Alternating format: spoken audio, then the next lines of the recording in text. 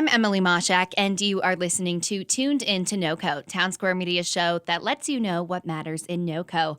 I'm talking today with Jason Clay, the Public Information Officer for the Northeast region of Colorado Parks and Wildlife. So thank you for joining me today. Thank you for having me on. Of course. And we are talking about bears in northern Colorado because there have been quite a lot of them popping up lately. But before we get into that specifically in the Fort Collins area, first off, how common are bears in northern Colorado in general? Well, they're common, and people may be surprised to hear that, especially if you live in the city. These bears do wander down the hill into our cities, but Colorado has very strong bear habitat. And, we kind of say that if you are anywhere west of I-25, you're in bear habitat, but don't be surprised if you see a bear on the other side of I-25, the eastern side, because they do venture out that way. Mm-hmm. Now, what types of bears typically reside in northern Colorado? I know it's usually black bears, but are there other kinds too? No, they're not. So Colorado only has black bears, and people may be surprised a little bit by that, and mainly because of the color. So our black bears could be black, obviously. They can be brown, they can be cinnamon, and they can be blonde. But the only species of bear that Colorado has is black bear. I see. Is it possible for another species to come down to Colorado, or is that pretty much unheard of? Well, it's been quite some time since the last report of a grizzly. I don't have the exact year in front of me. It was sometime back in the 70s. But it's always very possible, but for a bear to wander down from kind of the Yellowstone area is going to be on the unlikely side. So we wouldn't expect that to happen, and we kind of just monitor all of our efforts and management practices for our black bears. Mm-hmm. Now, here at the station, we've been writing about a lot of bear sightings in residential areas like Fort Collins. Is this a common occurrence for bears to come into residential areas? And if not, why is this happening what seems like so often now? Well, there's several aspects to that. It is common that bears come into town, and maybe it seems more prevalent in today's age because of the advent of technology. So many of us have home security cameras, the Ring security cameras that will detect wildlife that comes through our neighborhoods at other times when we may be asleep or just not have our eyes outside to catch them. So the awareness and the alertness that technology provides allows us to see more of these critters. And that's a good thing because having that awareness allows you to prepare or, what to expect if you live with wildlife. And just because you live in a city doesn't mean that there's not going to be any wildlife around you, bears included. I never thought about it that way, but I could see technology making a big difference in that. Has the COVID-19 pandemic affected Colorado's wildlife in any way? Not in particular. Down the road, we could probably draw some conclusions, pulling observations. Wildlife in general will be a little slower to adapt to changes in human activity. And where we're at in the big picture here is, this is still the short term. And just because we've had stay-at-home orders doesn't mean that people have not been outside still. And our towns and wild areas have not been lacking human activity. There's been a very strong recreation presence out on our public lands. So there's not going to be the effect that some people may think from the COVID that wildlife are going to go back and use all these areas. Now, with that being said, wildlife, whether it's particular species or individual animals, can be opportunistic. And if there's an area or a space that is has everything that they need from food, shelter, and water, and is void of human activity, then it's very logical that those animals could then go and utilize the resources in that space. Now, the case that inspired me to reach out to you was the bear that was recently spotted in City Park in Fort Collins. And I think it had a lot of people concerned because City Park is such a public area in the middle of FOCO. What can you tell me about this specific case? Yeah, so that was a bear that our wildlife officers had relocated out of town, and mainly because of its location. They're in the middle of the day, and we had some assistance on that from Fort Collins police. But for that bear, it had been seen. Um, there was I think the day before we relocated, it was seen in the backyard, just right by City Park, right there. Um, and so our wildlife officers made the call that this bear. A lot of times bears will work their way back west, but the reasons that they don't, and I don't know specifically for this bear, but likely what occurred is that it was getting rewarded with food, and so that's why it kept hanging around the city instead of working its way back west. So when I say getting rewarded with food, oftentimes that is from people's trash. Bird feeders are a big problem when it comes to bear. Could be pet food left outside. So when they are successful finding food, they're going to stay in that area. Bears are very smart animals and have great memories. So they know, if I've been rewarded with food at this spot or that spot before, I'm going to continue to come back. I see. And then this bear was a black bear then, right? A younger black bear? It was a younger black bear, I think.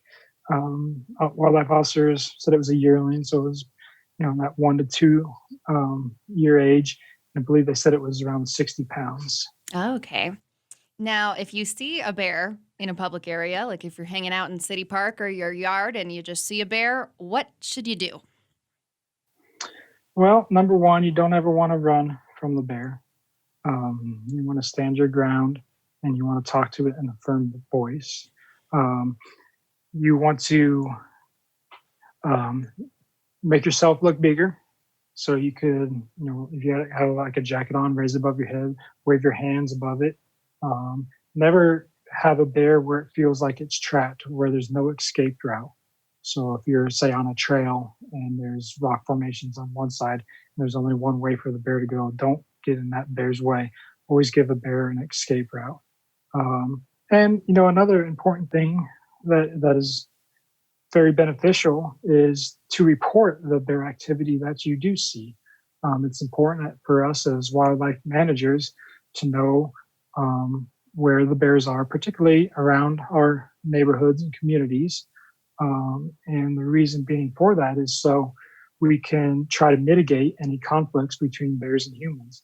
We can work with the neighborhoods to help secure attractants, so that way they don't have bears coming into their backyard. So we could try to prevent small problems from growing into big problems. A lot of people think that a bear got bird feeder in my backyard. It's just one time, it's no big deal. But you combine that with all the one-timers that it's getting on houses that are nearby, and it adds up. And it teaches that bear that, humans are a place where they can find food. Bears, by nature, naturally, are afraid of humans. But when they become habituated because they get rewarded with food around our homes, then they lose a little bit of that fear. They'll take more risks to get in around our homes, to get the calories that they need. And sometimes that could lead to dangerous encounters. Mm-hmm. Going off of that, is it possible if you see a bear or something in your yard that's been used to people, would it attack, or do black bears usually stay away from that? Far more common, they stay away from that. But that doesn't mean that it can attack. And we do have instances just about every year where there isn't a dangerous situation, even an attack between bears and humans. Last year, there was one in South Park where a bear had entered a residential home in the mountains, and the couple were down in their basement. They ran upstairs because they heard the commotion, turned the corner, and the gentleman was face to face with the bear. And just by the surprise encounter, the bear had swiped at the man and scraped him. And so it's very possible. And that's why, again, going back to what we had just mentioned, is it's important for us to know about their incidences so we can try to prevent dangerous situations down the road. Right. And now this next question is almost more for me than the listeners, just because I'm curious. If you do, whether it's a black bear or not, have a bear going at you, are you supposed to play dead? Is that a thing? That's what I've always been told as a kid. Is that true? No, you want to fight back with everything that you got. Okay, that's good to Um, know. yeah, yeah. If you were, the same goes for a mountain lion, bears and mountain lions. If you were to be attacked, you want to fight back, and you want that bear to know that you are not something, to mess with. That bear, you could get that bear thinks I could get injured if I continue to do this. So, if a bear is displaying aggressive behavior, bears will buff charge, they'll chop their jaws at you. That's them letting you know that they're not comfortable with you around. And you can back away slowly, always facing the bear. If they buff charge or anything like that, there's great deterrents that you can keep on you, such as an air horn or bear spray. Bear spray is very effective. You just got to be very cognizant of which way the wind is blowing. If you don't have anything on you, you could throw rocks or branches that are nearby. But yes, if a bear does attack, you want to fight back. Hmm. Speaking of mountain lions and things like that, what other types of wildlife are common in northern Colorado that people are likely to run into, even in residential areas? Well, lots of deer, lots of elk. Even had moose. We relocated a moose recently out of Fort Collins. Moose are typically stay at higher elevations because they don't do too well with the heat. But down in the city, you'll see lots of deer and elk. Where you have deer and elk, you'll have mountain lions. Then you have a lot of the smaller animals that are around, from your rabbits, skunks, raccoons. So there's lots of wildlife all around. Hmm. Going back to the moose, since you said they usually stay in higher elevations, do you have any idea why that one that you recently relocated made its way all the way down here? Yeah, a lot of times it happens, and normally it's a younger moose. Um, they're following the riparian areas, the drainages that provide a lot of their food sources. They eat a lot of willows, so sometimes that they'll just be following those areas and work their way down, whether they necessarily know it or not. And the next thing they know, they find themselves in the city. And when those cases happen, um, a lot of times they make their way back out, but not always, such as the recent case when we took the one and had to move it back up to the mountains. Um, but yeah, moose is a different animal. And as we just talked about with bears and mountain lions, you don't want to run from it. Moose can be very dangerous. They're probably the most dangerous animal that we have in the state. And because they'll be very aggressive, especially this time of year. If they have young with them, they'll aggressively defend their young. Dogs and moose do not um, work well together.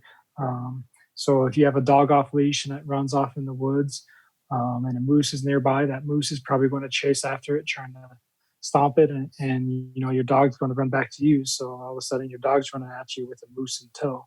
So that's one of many reasons why it's important to keep your dogs on the leash when you're out recreating. Hmm. Yeah, that is good to know.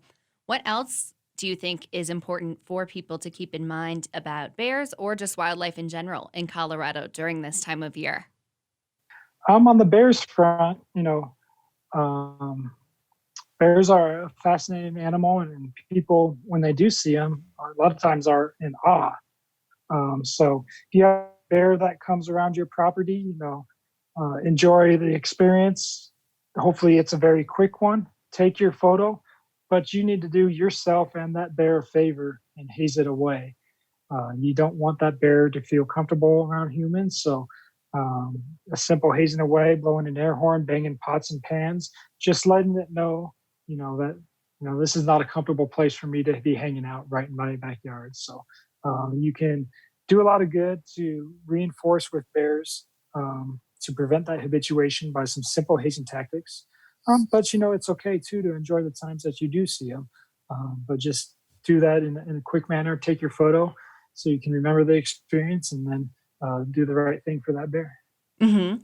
How can people report bear sightings to CPW? Yeah, so you can call in to local CPW office. We have an office in Fort Collins, right on Prospect, and you can call that number.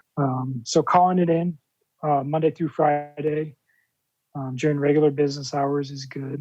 Our Fort Collins office number is 970-472-4300.